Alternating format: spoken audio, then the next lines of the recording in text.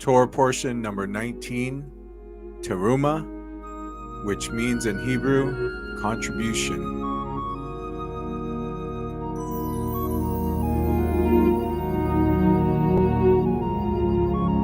From the Torah portion, we have the Exodus, chapter 25, verse 1, through chapter 27, verse 19.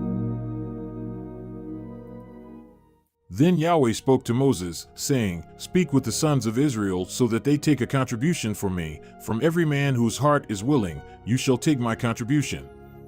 And this is the contribution which you shall take from them: gold, silver, and bronze, blue, purple, and scarlet material, fine linen, goat hair, ram skins dyed red, porpoise skins, acacia wood, oil for lighting, spices for the anointing oil and for the fragrant incense, onyx stones, and setting stones for the ephod and for the breastpiece. And let them make a sanctuary for me, that I may dwell among them. According to all that I am going to show you, as the pattern of the tabernacle and the pattern of all its furniture, just so you shall make it. And they shall make an ark of acacia wood 2.5 cubits long, and 1.5 cubits wide, and 1.5 cubits high. You shall overlay it with pure gold, inside and out you shall overlay it, and you shall make a gold molding around it. You shall cast 4 gold rings for it, and fasten them on its 4 feet, and 2 rings shall be on one side of it, and 2 rings on the other side of it.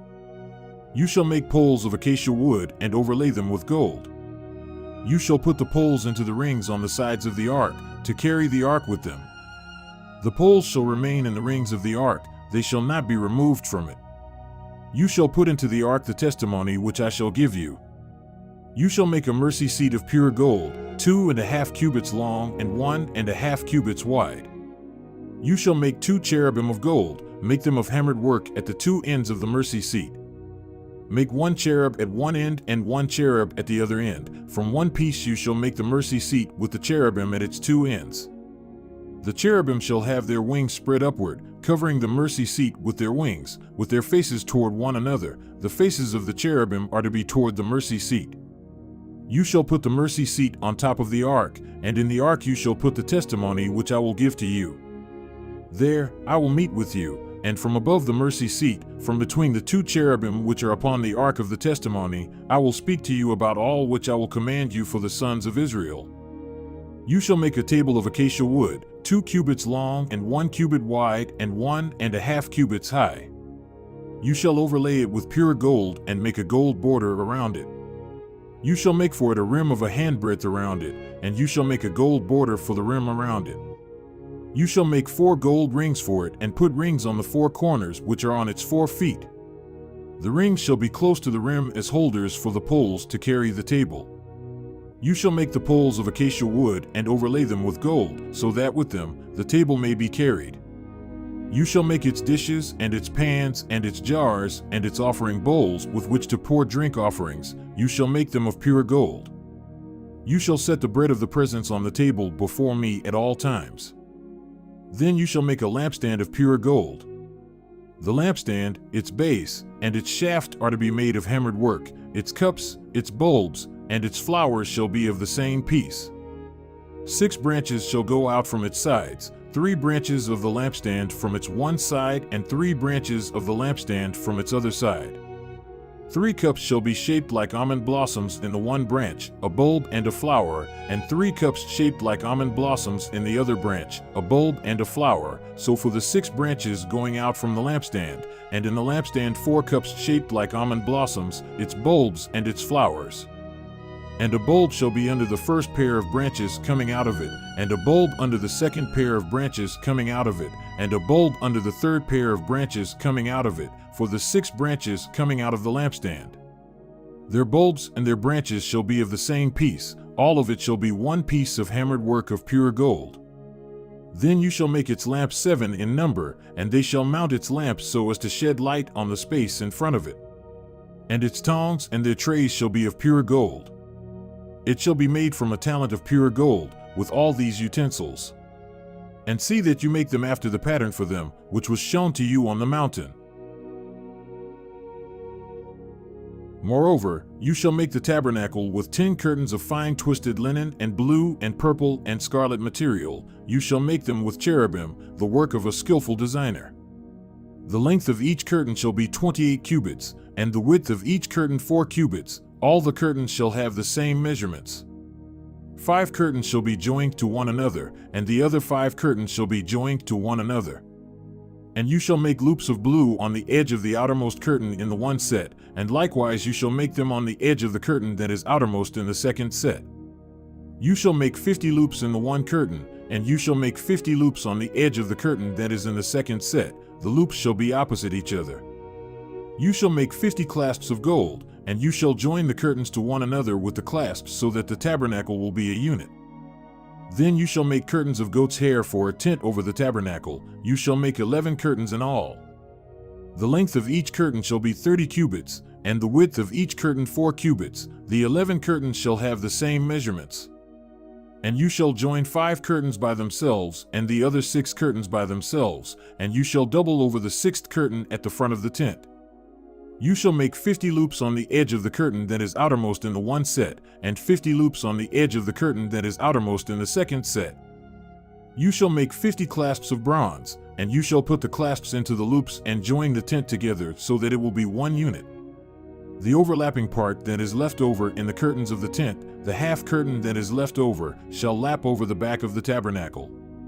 The cubit on one side and the cubit on the other, of what is left over in the length of the curtains of the tent, shall lap over the sides of the tabernacle on one side and on the other to cover it. You shall make a covering for the tent of ram skins dyed red and a covering of porpoise skins above. Then you shall make the boards for the tabernacle of acacia wood, standing upright. 10 cubits shall be the length of each board, and 1.5 cubits the width of each board. There shall be 2 tenons for each board, fitted to one another. Thus you shall do for all the boards of the tabernacle. You shall make the boards for the tabernacle, 20 boards for the south side. You shall make 40 bases of silver under the 20 boards, 2 bases under one board for its 2 tenons, and 2 bases under another board for its 2 tenons, and for the second side of the tabernacle, on the north side, 20 boards, and their 40 bases of silver, 2 bases under one board and 2 bases under another board. For the rear of the tabernacle, to the west, you shall make 6 boards. You shall make 2 boards for the corners of the tabernacle at the rear. They shall be separated beneath, but together at their completion at its top, at the first ring. Thus it shall be with both of them, they shall form the 2 corners. There shall be 8 boards with their bases of silver, 16 bases, 2 bases under one board and 2 bases under another board. Then you shall make bars of acacia wood, 5 for the boards of one side of the tabernacle, and 5 bars for the boards of the other side of the tabernacle, and 5 bars for the boards of the side of the tabernacle for the rear side to the west. The middle bar in the center of the boards shall pass through from end to end. You shall overlay the boards with gold and make their rings of gold as holders for the bars, and you shall overlay the bars with gold. Then you shall erect the tabernacle according to its plan which you have been shown in the mountain. You shall make a veil of blue and purple and scarlet material and fine twisted linen. It shall be made with cherubim, the work of a skillful designer. You shall hang it on 4 pillars of acacia overlaid with gold, their hooks also being of gold, on 4 bases of silver. You shall hang up the veil under the clasps, and you shall bring in the ark of the testimony there within the veil, and the veil shall separate for you the holy place and the holy of holies. You shall put the mercy seat on the ark of the testimony in the holy of holies. You shall set the table outside the veil and the lampstand opposite the table on the side of the tabernacle toward the south, and you shall put the table on the north side. You shall make a screen for the doorway of the tent of blue and purple and scarlet material and fine twisted linen, the work of a weaver. You shall make 5 pillars of acacia for the screen and overlay them with gold, their hooks also being of gold, and you shall cast 5 bases of bronze for them. And you shall make the altar of acacia wood, 5 cubits long and 5 cubits wide. The altar shall be square, and its height shall be 3 cubits. You shall make its horns on its 4 corners, its horns shall be of the same piece, and you shall overlay it with bronze.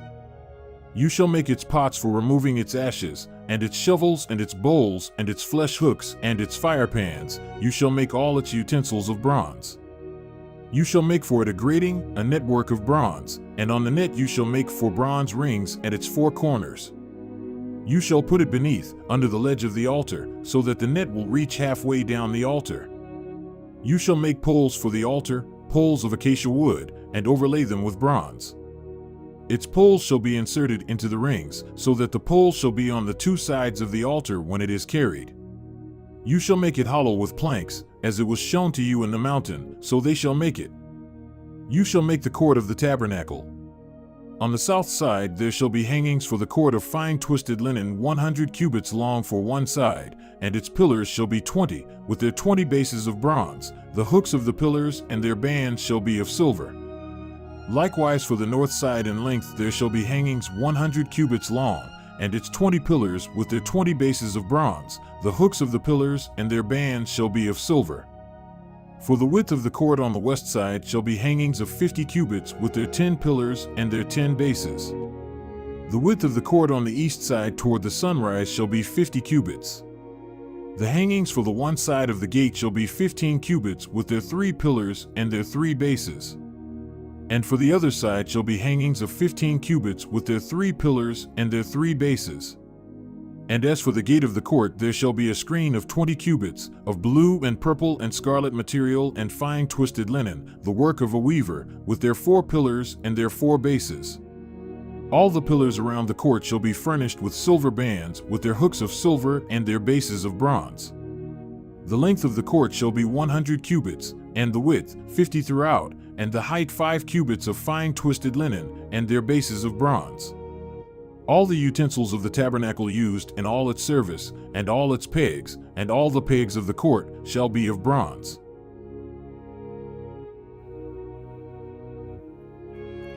From the Torah, 1 Kings, chapter 5, verse 12, through chapter 6, verse 13. Now Yahweh gave wisdom to Solomon, just as he promised him. And there was peace between Hiram and Solomon, and the two of them cut a covenant. And King Solomon raised up forced laborers from all Israel, and the forced laborers numbered 30,000 men. And he sent them to Lebanon, 10,000 a month in shifts. They were in Lebanon a month and 2 months at home. And Adoniram was over the forced laborers. And Solomon had 70,000 who carried loads, and 80,000 hewers of stone in the mountains. Besides Solomon's 3,300 chief deputies, who were over the project and who ruled over the people who were doing the work. Then the king commanded, and they quarried great stones, precious stones, to lay the foundation of the house with cut stones. So Solomon's builders and Hiram's builders and the Gebalites carved them out, and prepared the timbers and the stones to build the house.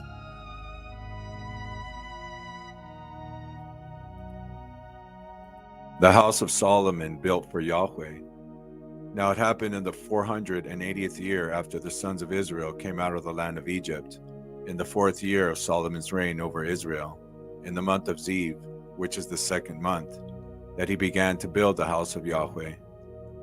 As for the house which King Solomon built for Yahweh, its length was 60 cubits, and its width 20 cubits, and its height 30 cubits.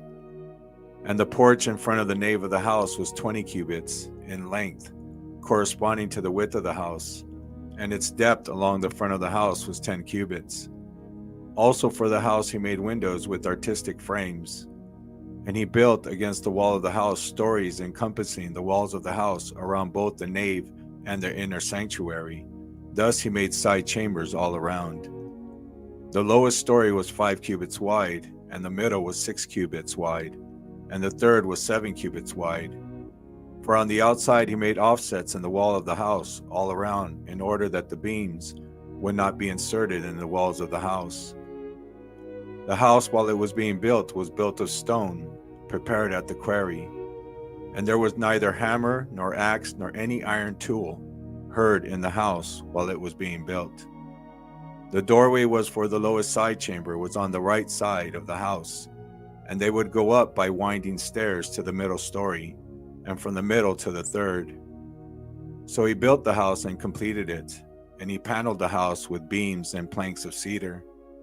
He also built the stories against the whole house, each 5 cubits high, and they were fastened to the house with timbers of cedar.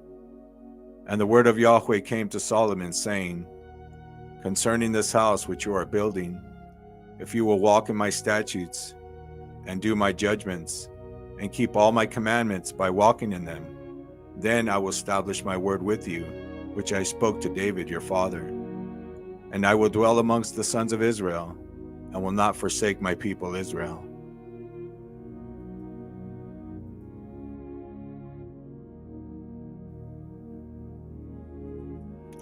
And from the Berit Hadashah, we have the book of Revelation, chapter 21, verse 9 through verse 27. The New Jerusalem. Then came one of the 7 angels holding the 7 bowls full of the 7 final plagues. And he spoke with me, saying, Come, I will show you the bride, the wife of the Lamb. Then he carried me away in the Ruach to a great and high mountain. And he showed me the holy city, Jerusalem, coming down out of heaven from God, having the glory of God, her radiance like a most precious stone, like a jasper, sparkling like crystal. She had a great high wall with 12 gates, and above the gates 12 angels. On the gates were inscribed the names of the 12 tribes of Bnei Israel. 3 gates on the east, 3 gates on the north, 3 gates on the south, and 3 gates on the west. And the wall of the city had 12 foundations, and on them the 12 names of the 12 emissaries of the Lamb. The angel speaking with me had a gold measuring rod to measure the city and its gates and walls. The city is laid out as a square, its length the same as its width. He measured the city with the rod, 12,000 stadia. Its length and width and height are equal. He also measured its wall, 144 cubits by human measurement, which is also an angel's measurement. The material of the city's wall was jasper, while the city was pure gold, clear as glass. The foundations of the city wall were decorated with every kind of precious stone.